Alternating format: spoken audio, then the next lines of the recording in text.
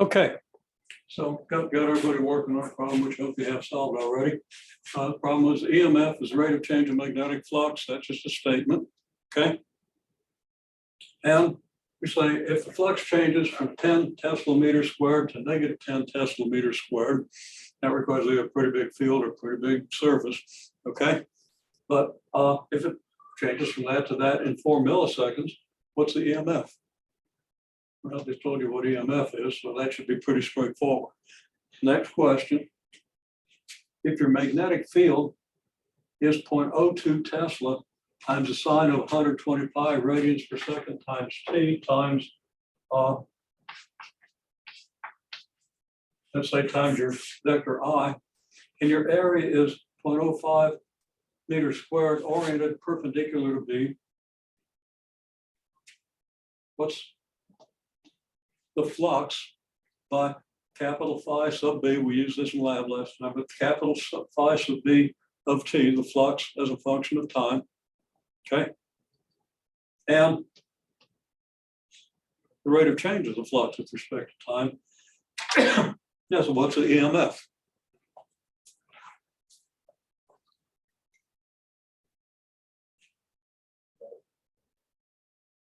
Okay, now just quickly writing out the solution here, and you'll keep your discussion going, that's fine.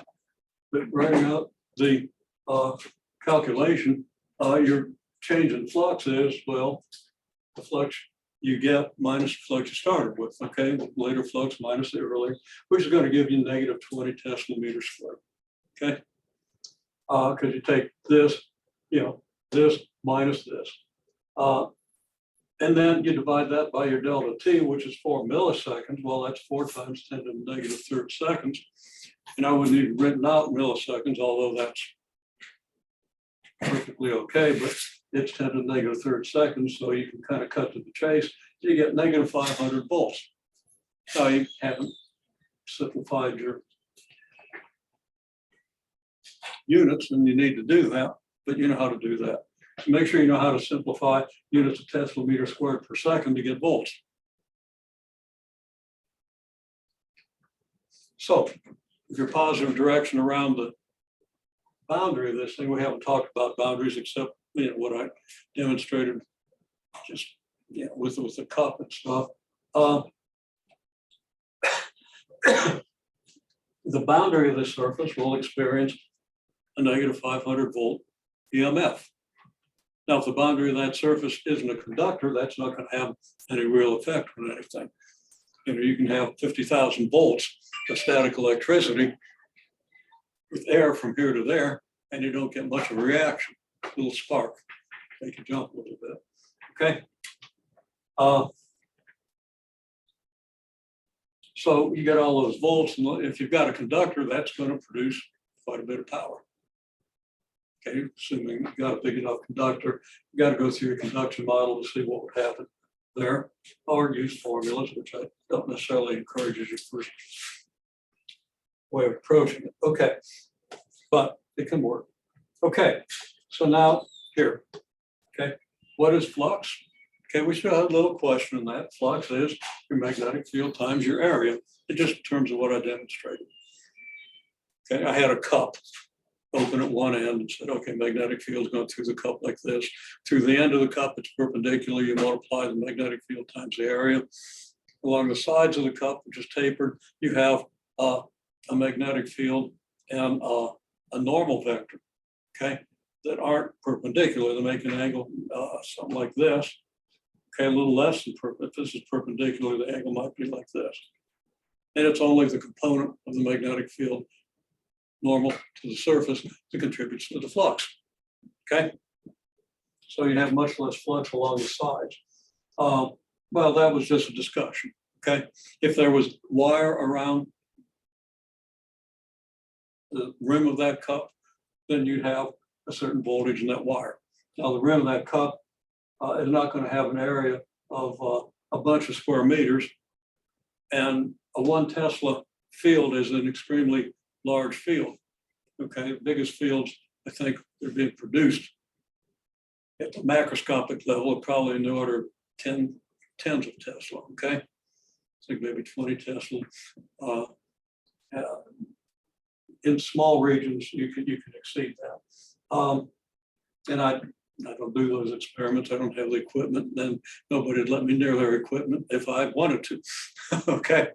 Because I'd have to know a whole lot more about the equipment to work with it safely, because it's really powerful stuff and sensitive, do a lot of harm. Don't let me lose in that lab. Okay. I'm not trained in that stuff. Okay. The point is, you're not going to get a field in the order of a Tesla, hundreds of a Tesla. It's going to be more like it. So you'd have to have a whole lot of square meters. You'd have to have a huge cup, swimming pool size cup, to get that kind of flux. Now in a power station where you got really big generators and stuff, you might have many loops and big loops, and it could total up to hundreds or even thousands of square meters. So they wouldn't have to have a huge magnetic field to do this, okay? Well, that's just a little bit of color, a little bit of background. The point is, you probably use a lot of loops to get that kind of flux. Okay, so here now we've got a magnetic field. We got a total area of 0.05 square meters. That might be a pretty small coil of wire, okay? A bunch of loops. The question is, you've got this magnetic field, which you can produce through a pair of Helmholtz coils with alternating current. And your alternating current would have an angular frequency of 120 pi radians per second. That should be obvious. 60 cycles is 120 pi radians. Each cycle's 2 pi radians, okay? So make sure you understand what that means. But now the calculation is straightforward. You multiply the magnetic field by the area, because I said it's oriented perpendicular to the magnetic field, right? Okay. And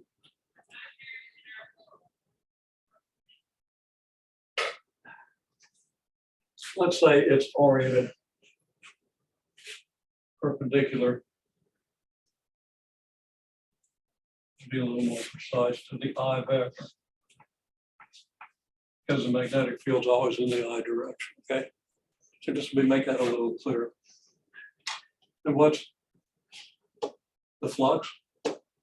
What's the rate of change of the flux? What's the EMF? It's a pretty straightforward question if you've digested most of what I've said. Okay, this is pretty straightforward.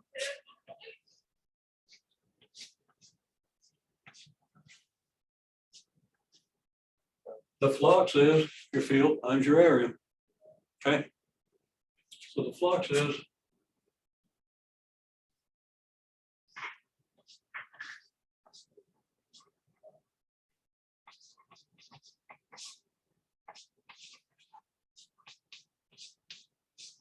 now I'm going to suppress the radian per second unit, leave that as understood, but you want to always, you really want to keep writing that out to remind yourself of the fact that you've got an angular frequency and it's related to your actual frequency and emitting of radian, and the fact that there are 2 pi radians in a cycle and so forth, okay?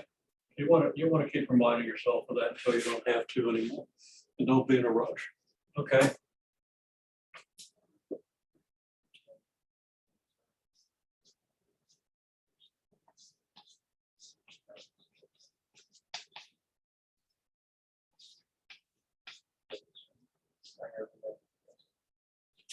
Okay, so you got 0.001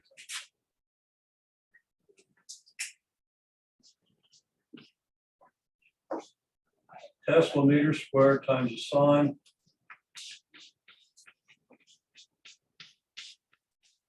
of 120 pi t. Well, what's the derivative of 120 sine of 120 pi t? It's negative 120 pi cosine of 120 pi t. So that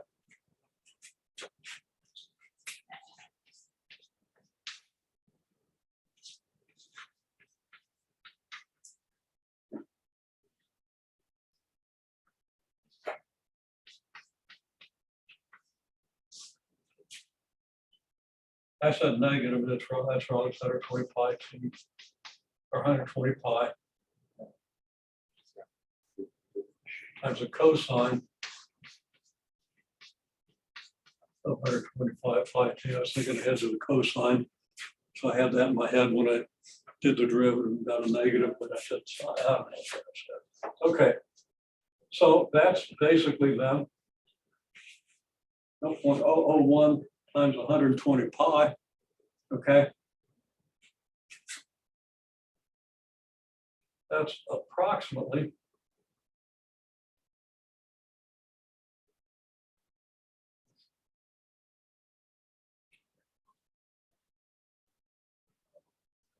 let's say 0.4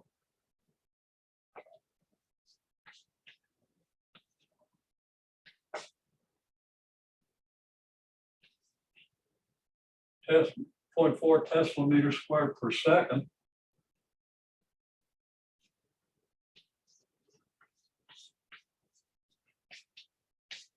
Times the cosine of 120 pi t.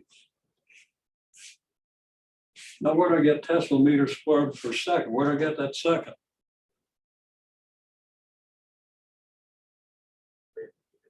Yeah, it's the radians per second. Okay, I told you we could suppress here, but probably wasn't a good idea, was it? Because if you forget to write your radians per second here, all of a sudden you're doing your work in superstition rather than mathematics, and rather than doing the physics of it, okay? So I'd recommend you keep that radians per second through here, okay? Here, I chose to hide it so I could make that point, okay? Because otherwise, where'd that second come from?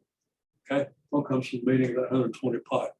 It's an angular frequency. When you're multiplying radians per second by a number, remember that a radian of angle times a unit of radius gives you whatever that unit is, in this case, Tesla meter squared per second, okay? I think I did say all that right, but make sure you've got the right picture. Make sure you relate this to the meaning of the radian and the abstract idea.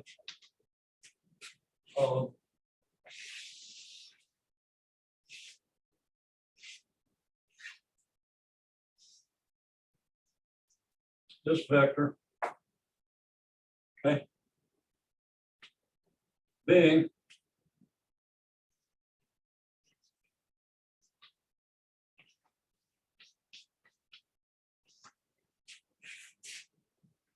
the vector going around the circle of radius 0.001 Tesla meter squared.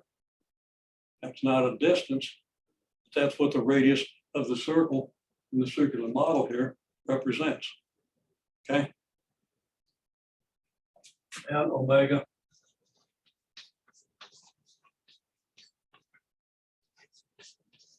(125 radians per second). That's not a picture you want to lose track of, especially going into anything that involves electrical engineering that might end up involving electromagnetism, okay? But you need it for other stuff, for mechanical engineering, okay? Because this picture is the basis for understanding pendulums, waves, pretty much stuff that you have to deal with in almost any area of engineering. Okay. So it, that's really it. Now you get into the geometry of the magnetic fields and areas and fluxes and stuff like that. Well, and of course, at this level, it's fairly simple because you're not having to do multivariable calculus. These things we don't assume, even though you do have some tools for multivariable calculus, we don't assume it, but I can still make references to it because I think in this case, since everybody's been through multivariable calculus, of course, it helps you understand the physics. So but you're not going to be required to do the multivariable calculus. Okay, I mean, simple cross products, dot products, and stuff like that. That's in the very first chapter of your text. So you responsible from that. Okay, so anyhow, again, Tesla meter squared per second is volts.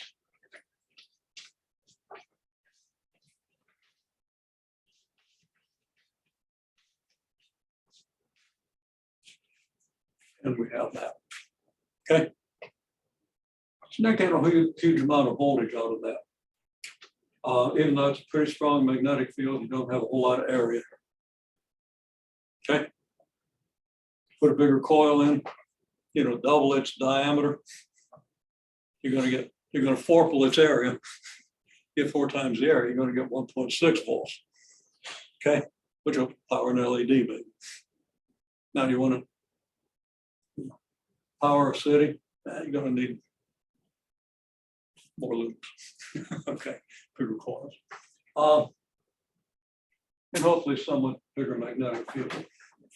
All right.